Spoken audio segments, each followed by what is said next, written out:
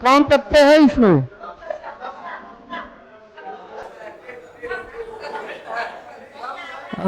व्याकरण में, व्याकरण में कौन तथ्य है? व्याकरण में, व्याकरण में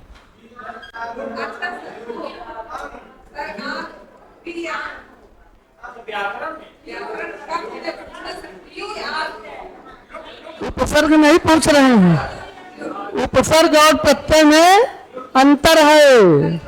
ये चीज ध्यान रखना है हमको कि कहीं भूल न जाए। प्रत्यय इनमें से पूछा जाता है, दोनों में से एक आध जरूर आ जाते हैं कभी कभी। लेट है।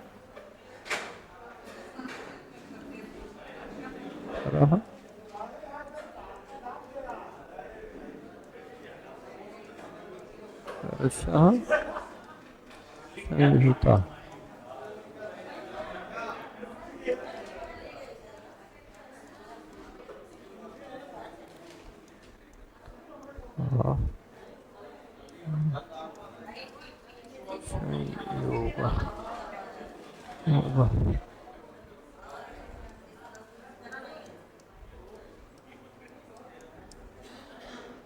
तम पदम। अच्छा, हाँ, अधिकार ही तो बहुत महत्वपूर्ण होता है। अधिकार तो होना चाहिए, और ऐसा अधिकार है कि जहां अधिकार नहीं रहता वहां जाके अधिकार जमा लेता है, वो ऐसा अधिकार सूत्र है। तो अच्छा, चलिए उसको खत्म करके तब आगे बढ़ते हैं। हाँ, चलिए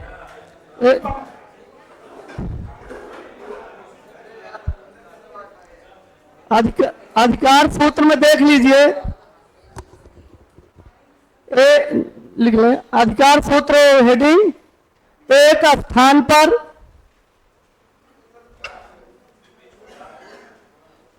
एक 6ठे नंबर का था अधिकार सूत्र।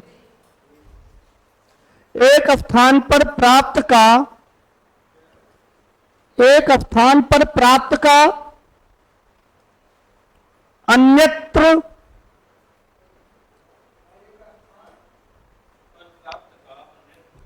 अन्यत्र व्यापार ही, व्यापार ही अधिकार सूत्र या अधिकार कहलाता है। एक स्थान पर प्राप्त का, एक स्थान पर प्राप्त का अन्यत्र व्यापार ही अधिकार सूत्र या अधिकार कहलाता है।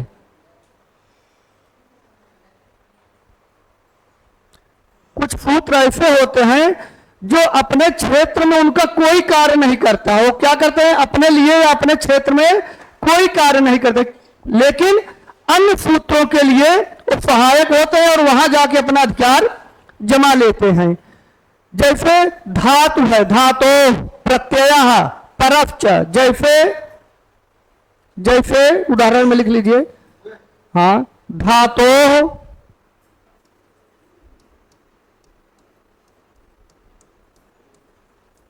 प्रत्यय परश्च।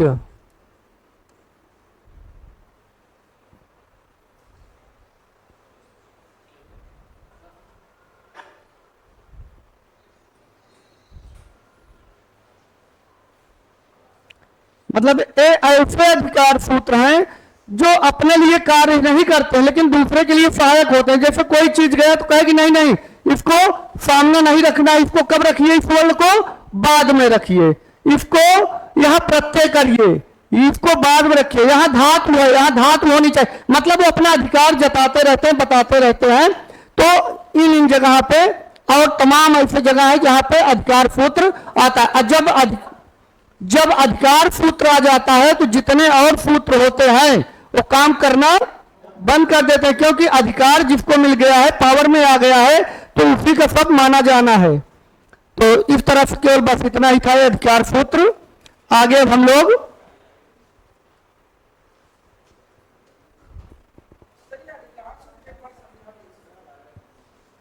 क्या लिखे हैं?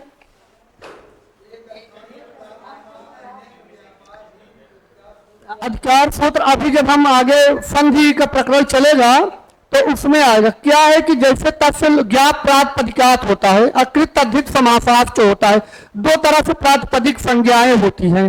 पूरी संज्ञाएं तो केवल आपके काम भर की चीजें थोड़ा थोड़ा दिए हैं, अभी पूरी संज्ञाएं थोड़ी हो गई हैं, उसकी कोई बहुत आवश्यकता नहीं है। तो वहां आएगा, कहेगा कि ना यहाँ ज्ञात प्रातिपदिकात लगेगा, सूत्र से प्रातिपदिक संज्ञा होगी क्योंकि ये प्रथमा विभक्ति है। तो एक आएगा, कहेगा कि नहीं कृत तद्धित समासाश्च होना चाहिए। अगर कृदंत और तद्धित प्रत्यय लगे होंगे तब आप नहीं आएंगे, मैं आऊंगा। तो इस तरह से ओ अधिकार सूत्र का प्रयोग आगे आपको देखने को मिलेगा।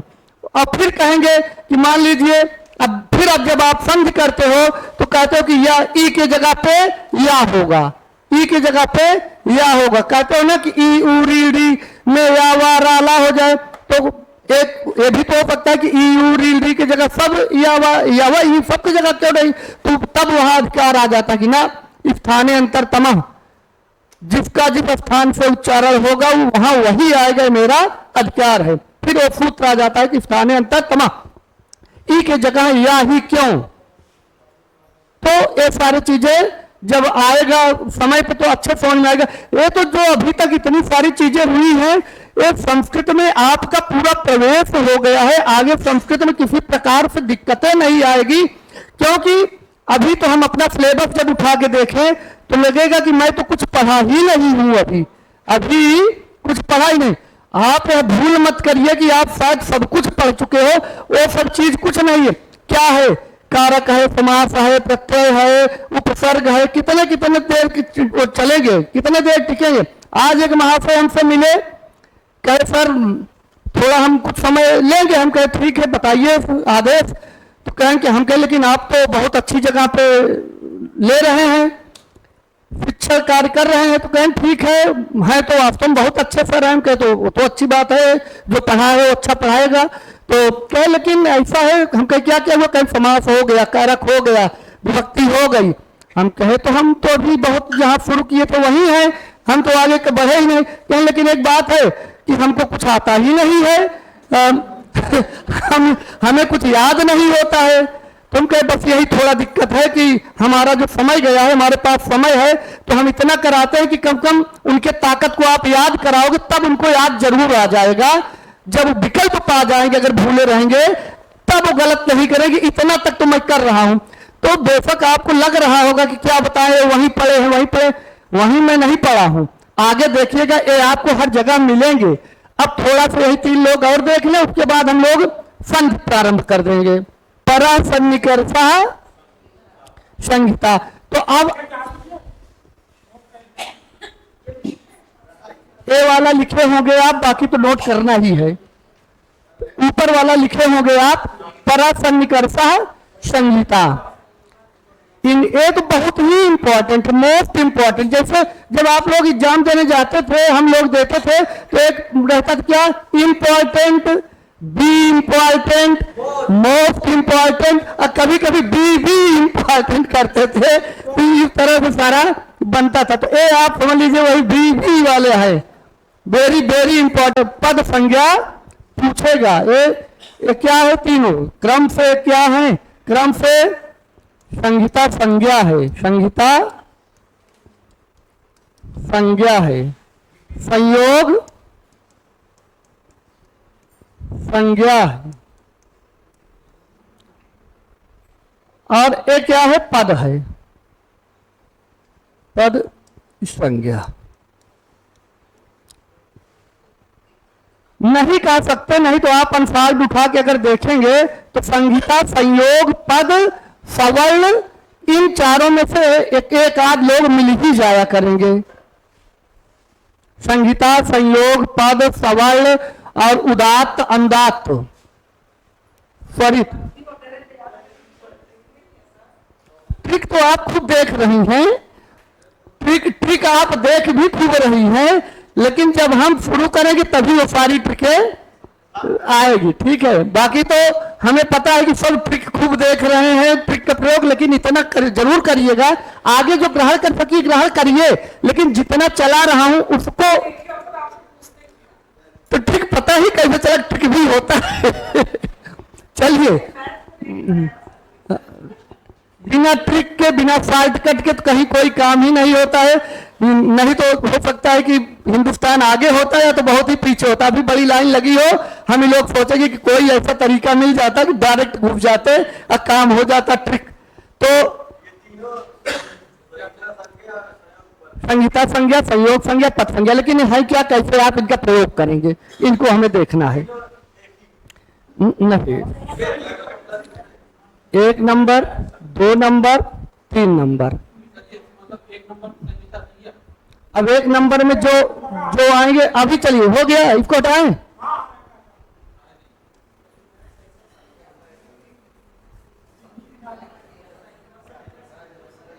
परह, परह मतलब दूसरा, पर माने दूसरा।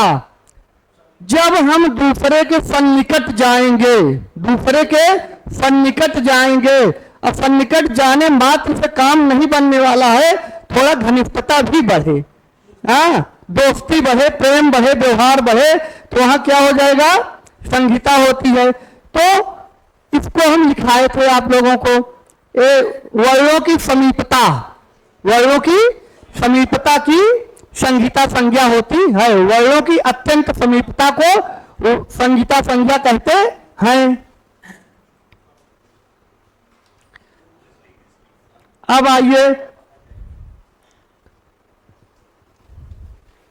हम हलो अनंतराः संयोगः, हलो अनंतराः संयोगः। अब इसको ध्यान से देखिएगा, ये अभी नहीं देखे हैं आप।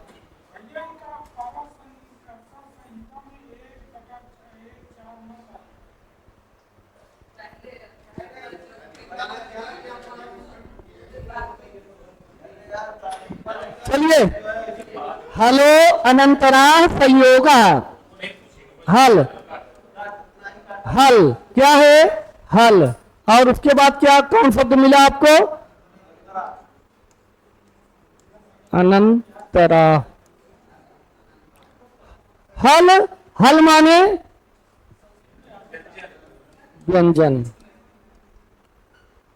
अंतर समझते हैं, अंतर माने अगर कोई अंतर होना चाहिए, दूरी होनी चाहिए, और जब अनंतर कह दिए तो क्या हो, दूरी ना हो।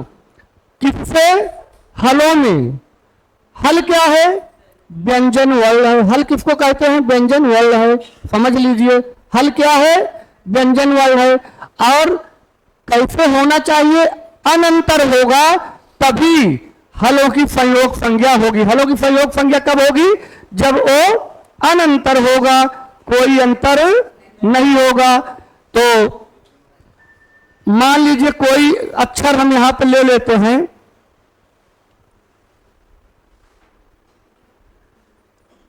राम ही ले लेते हैं, राम।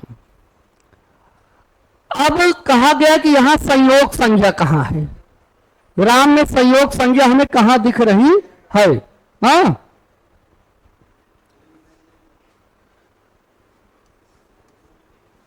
अचों के व्यवधान से रहित। कैसा हल होना चाहिए, अचों के व्यवधान से रहित जो हल होंगे वहां संयोग संज्ञा होगी। लिखना हो तो इसके हेडिंग में लिख लीजिए 2 शब्द, हलो अनंतराः संयोगः, यही सूत्र हेडिंग रहेगी,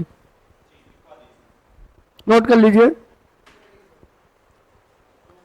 अचों के व्यवधान से रहित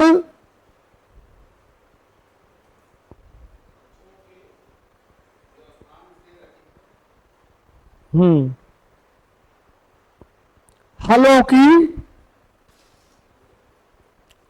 की, हाँ हाँ हाँ, ये है हलों, हलों की संयोग संज्ञा होती है। अचों के व्यवधान से रहित हलों की संयोग संज्ञा होती है।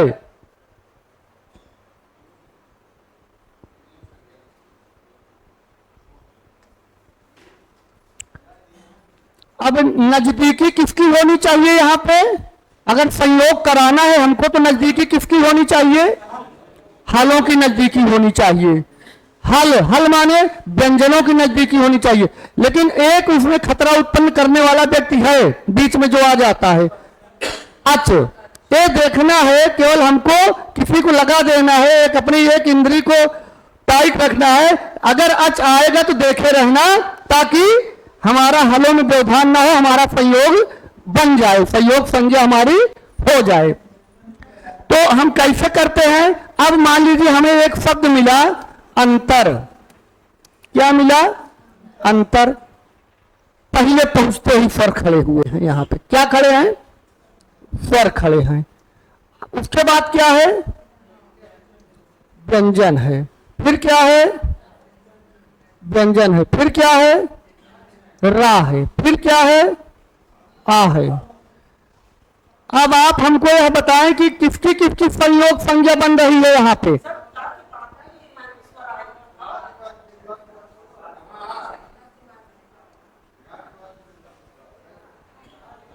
किसका किसका संयोग बन रहा है? यहां देखिए ताय और रा के बीच में बैठ गए हैं ना, ये संयोग बनने नहीं देंगे, ये संयोग नहीं बनने देंगे, ये संयोग संज्ञा करने देंगे? नहीं करने देंगे। ये अपने आप में अभी अलग हैं। और एक चीज है, ये कहा कि ठीक है आप इनके इनके बीच में बैठे हो, लेकिन इनके इनके बीच में कोई है? न और ता के बीच में नहीं है ना, तो न ता की क्या हो गई? संयोग संज्ञा हो गई। क्या हो गई? संयोग संज्ञा हो गई। रा और आ में संयोग संज्ञा हो सकता है? यही केवल यही चीज हमें समझने की जरूरत है कि स्वरों का व्यवधान, स्वरों मतलब अचो कह दे चाहे स्वरों कह दे, जहां अचो का व्यवधान नहीं होगा वहां संयोग संज्ञा हो जाएगा। अब एक उदाहरण और ले लीजिए। एक शब्द मान लीजिए आपको मिला है सन्निकर्ष। सन्निकर्ष ये क्या है? सा। फिर क्या मिला? बोलते जाइए। आ। फिर ना। फिर ई। सन। नी। ई रहेगा? नहीं रहेगा। पूरे वाले ना के साथ लगा हुआ है, लेकिन नियम यह है कि आधा वाला जो है उसके पहले ही लगता है। कभी कभी तोड़ने वाला दे देता है इस तरह से।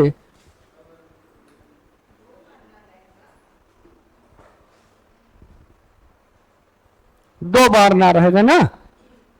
ए ना। फिर क्या हो गया? ई। फिर का। आ। सन्निकर। रा। कर। फिर सा। फिर आ।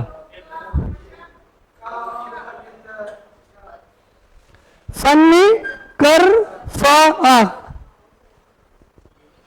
अब इतना टूट गया ना। एक पेपर में एक आध बार आया है, तोड़ने के लिए देंगे कोई शब्द और आपको सही उसको तोड़ के दिखाना पड़ेगा, अलग अलग करना पड़ेगा।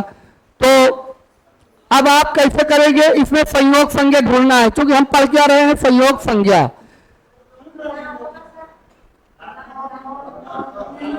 ना का, क्योंकि और रा और सा का, तो कहने का मतलब दोनों ना का और रा और सा का कौन संज्ञा हो गई?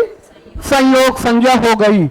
और सा और आ का तो होगा नहीं, क्योंकि बीच क्या सा और ना का हो सकता था? क्योंकि बीच में अच का व्यवधान आ गया, अच का व्यवधान आ गया। और फिर आय और ना का हो ही नहीं सकता, क्योंकि जो हलों का होता है, पहले ही हम देख लिए हैं कि हलों की संयोग संज्ञा होती है तो हम स्वर को देखेंगे ही नहीं, जहां स्वर मिले उनको छोड़ देंगे। ना का हो गया, लेकिन ना और ई का ई स्वर है तो हो ही नहीं सकता।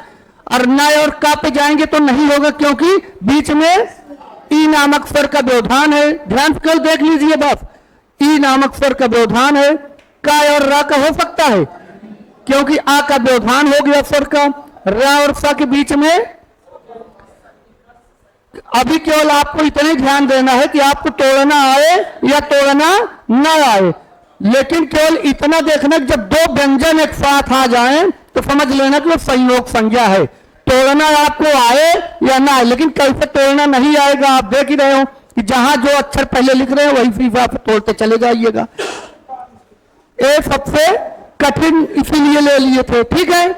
अब हम लोगों का क्या हो गया, संयोग संज्ञा किसमें होती है, अचों में होती है, ययों में होती है, हलों में होती है, अच में होती है, य में होती है, हल में होती है। संयोग संज्ञा किसमें होती है, संयोग संज्ञा हलों में होती है। अब हमको क्लियर हमारे दिमाग में आना चाहिए, संयोग संज्ञा हलों में होती है। अब आगे चलते हैं।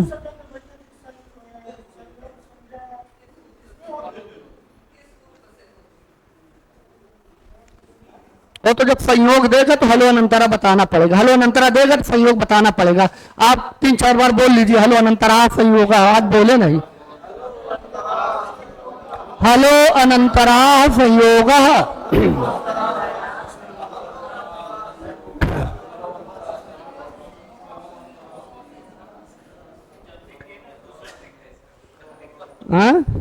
हलो अनंतरा संयोग। अब आगे कई दिन बता भी चर्चा किए थे, तिंगिंतम पद संज्ञा स्यात्, सुबंत और तिंगंत की पद संज्ञा होती है। सुप फाइल लिखे होंगे आप लोग, न लिखे हो तो अंतिम में है, इतना लिख लीजिएगा इसको भी।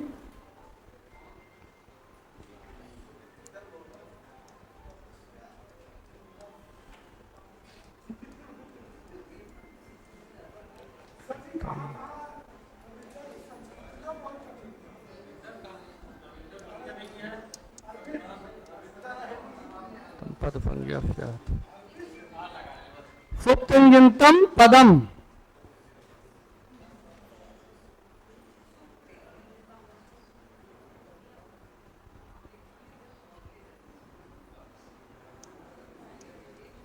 आप बोले सर क्या कह रहे हैं। संस्कृत तो कठिन नहीं है। सुप्तिंगिंतम पदम, सुप तंग, यहां तंग भी आ रहा है। सुप्तिंगंतम पदम, सुप्तिंगंतम पदम, इसमें 3 लोग रहेंगे। सुबंत पहले कौन कौन है, सुप है, सुप और तिंग। इसी तिंग में एक आ जाएंगे तंग। जब तक तंग नहीं करेंगे तब तक तिंग का महत्व ही कहां रहेगा। अच्छे का महत्व तब आप समझेंगे जब आपको कोई खराब मिलेगा। अब बाकी तो आप अच्छा करते रहिए, आपको कोई अच्छा नहीं कहेगा। आपका हट जाइए थोड़ा, कोई और करेगा तब आपकी अच्छाई समझ में आएगी। तो सुप कितने होते हैं, सुप कितने होते हैं, 21 होते हैं। ये जब आप विभक्त पढ़ेंगे तो वहां ये मिलेंगे, सुप वहां मिलेंगे। लेकिन अभी केवल हमको केवल एक पद संज्ञा होती है, इतना जान लेना है। पद मतलब क्या है, शब्द। जब तक एक पद नहीं बनते हैं तब तक संस्कृत शब्द नहीं बनते हैं। तो पद बनना जरूरी होता है। तिंग और तंग ये सब धातुओं में आपको मिलेंगे। कहां मिलेंगे, धातुओं में मिलेंगे। ये दोनों लोग मिलके 18 हैं, 9-9। हाँ दोनों लोग 9-9 हैं। अरे आज जोड़ दिया हूं।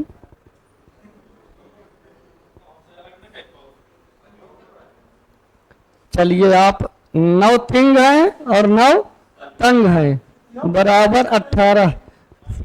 कुछ भी पूछा जा सकता है, इसलिए सब कुछ बताया जा रहा है कि आप हर एक चीज के लिए तैयार रखिए। अब आतंक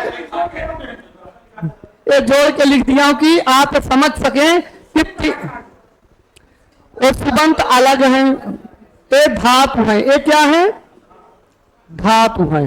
ये क्या है, धातु हैं। ये धातु नहीं, ये क्या है, सुबंत हैं। सुबंत शब्द रूपों में प्रयोग होता है और धातु रूपों में, क्रिया रूपों में तिंगंत का प्रयोग किया जाता है। जब आप रामा रामो रामा, रामम रामो रामा इस तरह से 7 विभक्तियों में पढ़ते हो, एक वचन द्विवचन बहुवचन पढ़ते हो, तो 7 × 21 तो 21 प्रत्यय लगता है सब में। पढ़ने का हम लोग रामा पढ़ते हैं, लेकिन जब गामा सिद्ध करने चलेंगे ना तो 1.5 से 2 पेज लगते हैं तब रामा शब्द बनता है। जैसे ट्रिग्नोमेट्री का सूत्र होता है तो दिया रहता है, फिर बता देते हैं कि कैसे सिद्ध करें, तब कहीं इस पद्धम यही सिद्ध करना रहता है।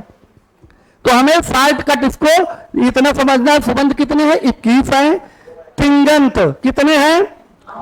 9। अच्छा, अब आप एक प्रश्न आप सोचेंगे कि यहां मैं इसको जोड़ा क्यों? पता है क्यों जोड़ा हूं?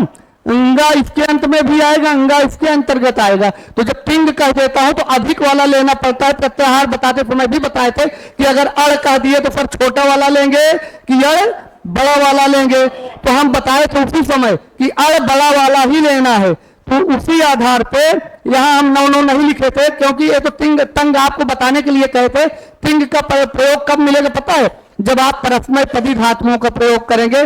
पठति पठता पठंत करेंगे, और जब लभते लभेते लभंते करेंगे तो वहां आत्मने पदी आ जाएगा, तो वहां तंग वाली बात आएगी। वो आप तो वहां थोड़ा तंग होंगे आप तो। लेकिन जब हम प्रत्यय बताते हैं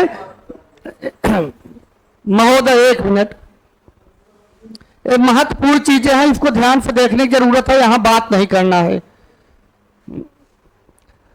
अब हम जो तंग लिखे थे वो आपको समझने के लिए था, लेकिन हम तंग और तिंग एक ही प्रत्याहार में समाहित है ना। अंगा अंगा वहां तंग में भी था, अंगा यहां भी है, तो हम तिंग से ही उसको भी समझ लेते हैं। इसलिए कितना कह देते हैं इसको हम? 18। तिंगंत कितने हैं? 18 है, क्योंकि एक ही प्रत्याहार में पूरा चला जाएगा ना 30 अंगा तक। जैसे अड़ कह दिए तो अड़ में आयु इतना ही आएगा, और लड़ के ला तक भी जा सकता है। तो हम अधिक वाला देंगे। हम कौन ग्रहण करेंगे? अधिक। कोई कम से संतुष्ट होता है?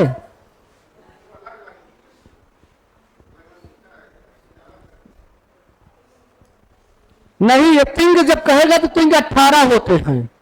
तिंग 18 होते हैं, सुप 21 होते हैं। तो तंग केवल हम आपको समझाने के लिए कहे कि आत्मने पदी में तंग का प्रयोग होता है और परस्मय पदी का प्रयोग ये होता है। तो 9 वहां अलग होते हैं, लेकिन जब तिंग अकेले बोल देंगे तो पूरा 18 हो गए। फिलहाल उसमें मैं कोशिश करता हूं कि ऐसा शब्द का प्रयोग करूं जिसमें आपको ज्यादा कंफ्यूजन ना हो। तो काटिए मत, काटिए कुछ मत। अलग आप नीचे और लिख सकते हो ना, अलग आप उसको ब्रैकेट में करके नीचे तिंग 18 कर सकते हो। एक बार 9 किए हो, फिर उसको ब्रैकेट में करके नीचे तिंग करके 18 कर लेना, जिससे आप तिंग को 18 मानो।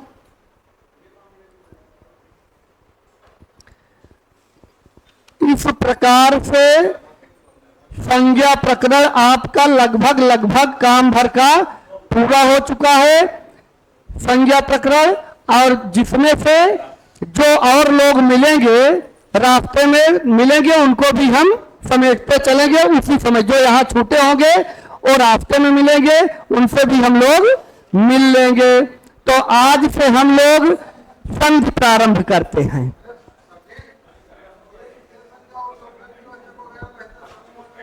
ओ संज्ञा हिंदी, हिंदी का अपना अलग खेला है और संस्कृत का अपना अलग है। यहाँ आपसे कोई मतलब नहीं। यहाँ जितना, तभी तो कहता हूं कि यहाँ बहुत सरल चीजें हैं, यहाँ कुछ नहीं करना है। मामला अभी टेट का देख रहे हैं, और टेट से जब अलग चले जाएंगे ना,